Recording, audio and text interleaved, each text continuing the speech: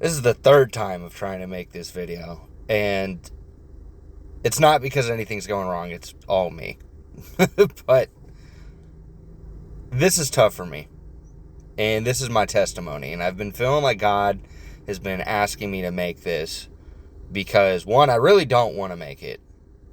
I feel like I've talked about it, but I've never just sat down and made a video about where God has taken me and how long it took.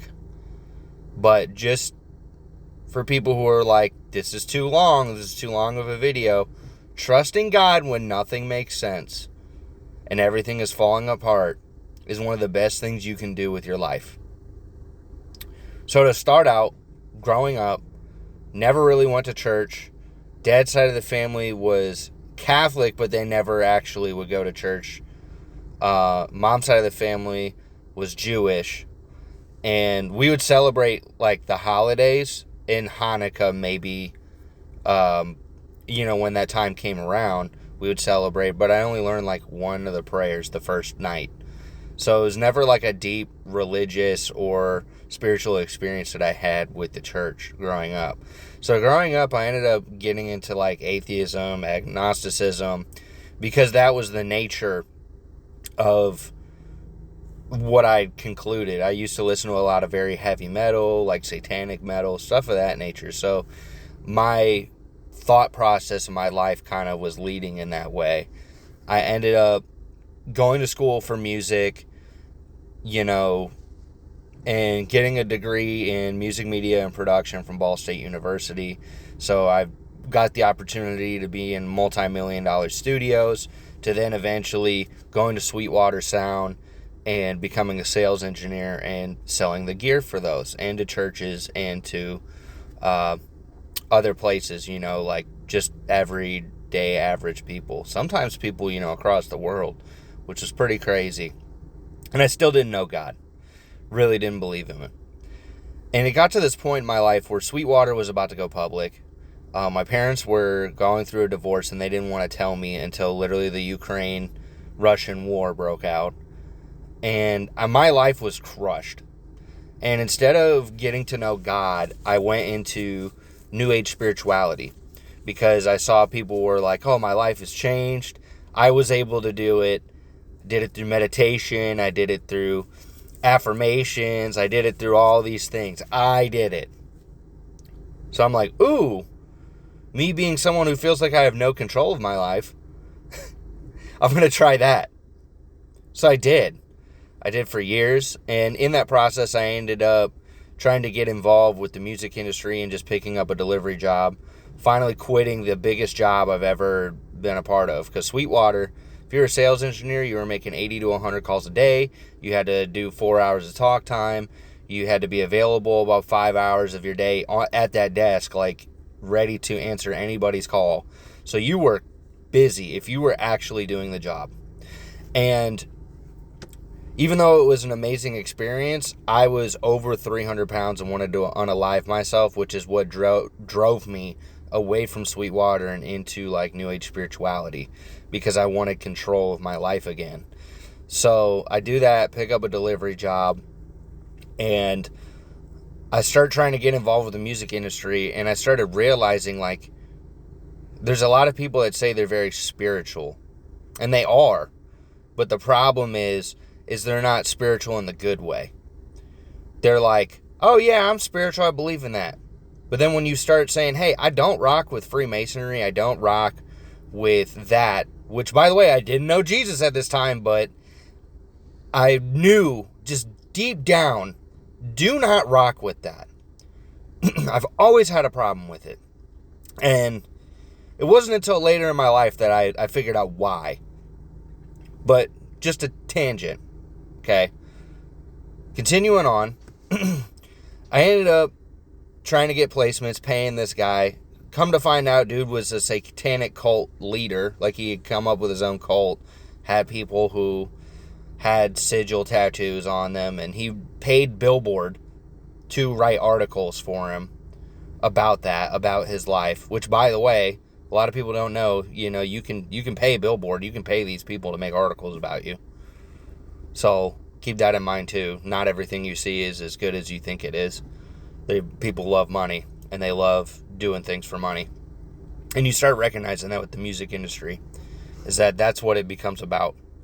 So there's a lot of these people that claim they're very spiritual, and they're trying to do it for the better of people, but they're really not. Like, they're just trying to grift and line their own pockets. And every time I'd be like, I don't rock with Freemasonry, I don't rock with the Illuminati, I don't rock with that, all these people would zip, lib, and dip. So I started recognizing, like, man, this place is just, they don't care. They'll do anything to uproot, take everything from anybody. And that's what ended up happening too. I tried, promo campaigns, come to find out, like, not making any money from them, even though I got views. I'm like, what is happening? So my life completely crumbled. And I was so desperate. I was like, I want to make something. So I made Songwriter Support to help people and use the skills that I learned throughout the music industry and in live sound and selling gear and music production and all of that, to make a service that could help people. But I was doing it for the wrong reasons. And God ended up coming in the picture later by me trying to connect with somebody. Like, the first person that I genuinely connected with seemed like a real good connection. So I was like, all right, I got nothing to lose. Let's go for it. We booked some time. They ended up wanting to fly me out to Houston, and I was living in Indiana. And I was like, you know what? I'm just going to move to Houston, because I feel like there's work opportunities with the delivery job I have and other stuff out there, and it's a bigger metro. So let's go for it. So we work it out, and I end up doing some really cool stuff with them at the time. Like, I thought everything was good. But then as soon as it started getting about money, about like, hey, we have opportunities, these are the things we need to consider, these are things to know. Signing to a label is probably not the best position to have. Like, if you want that, cool. Personally, I'm not trying to do that, because I know what labels do. And it just broke off. It fell apart.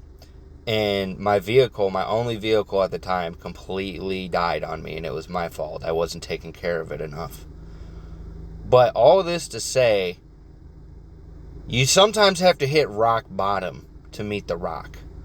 And mind you, I had tons of other debt that I had collected over the years, trying to buy gear, build the studio, do the things, make opportunities, and I just ruined my own life trying to control it. And that's when I met Jesus. Like, it was me with maybe the little bit of money I had to live in this motel I was living in at the time. And I'm like, dude, I'm about to lose everything. Literally everything. And I ended up having to. But on that way, somebody had a vanity plate with the Bible verse, John 9:25. And I was like, what is this? I've never opened the Bible. I've never read this. So I open a Bible app for the first time. And the verse goes, whether he's a sinner or no, I know not. What I do know is I was blind, but now I see. And this was about the blind man who was persecuted by the Pharisees. And Jesus came and healed him. And it showed me how blind I was to everything. And in that moment, I gave my life to Jesus. I ended up still going homeless, but after that, after giving my life to Jesus, within a short amount of time, even though I was homeless and I had to walk with everything I had, I didn't spend a night on the street. I ended up finding work. I ended up finding an apartment, a new vehicle, and new jobs, new opportunities. So now that I'm like hitting close to the end of the marker of what a long video would be, I'm saying all this to say, trust in God when nothing makes sense. Even if you ruined everything trying to be your own God and be in control. Because that's what I did, and He redeemed me. He did. And I know somebody out there is probably struggling right now, like wondering, what's going to happen with my life? Like, am I about to be on the streets? Any of that. Whatever happens, trust in God, seriously. He can get you out of it. And having faith the size of a mustard seed is what will provide you that provision. I love you. Jesus loves you. Have a blessed day now.